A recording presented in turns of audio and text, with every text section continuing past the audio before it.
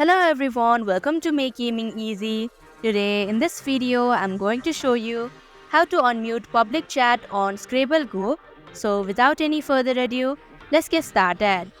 First of all, click on the profile in the top left corner.